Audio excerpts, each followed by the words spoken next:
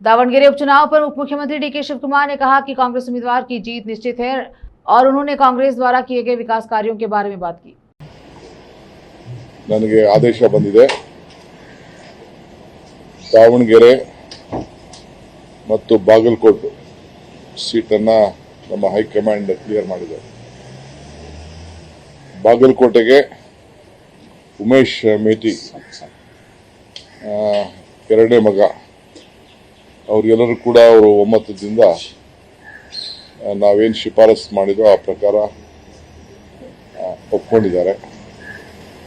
So Davanagere seat ಕೂಡ ಇನ್ನು ಎಲ್ಲ ಮೈನಾರಿಟಿ ಲೀಡರ್ಸು, ಚೀಫ್ ಮಿನಿಸ್ಟ್ರು, ನಾನು,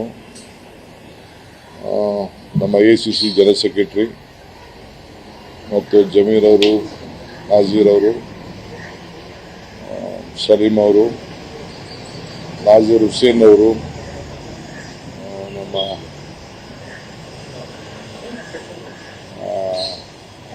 ಹ್ಯಾರಿಸ್ ಅವರು, ಜಬ್ಬಾರ್ ಅವರು ಎಲ್ಲರೂ ಕೂಡ ಮಾತಾಡಿ ಒಮ್ಮತದ ತೀರ್ಮಾನಕ್ಕೆ ಬಂದಿದೆ।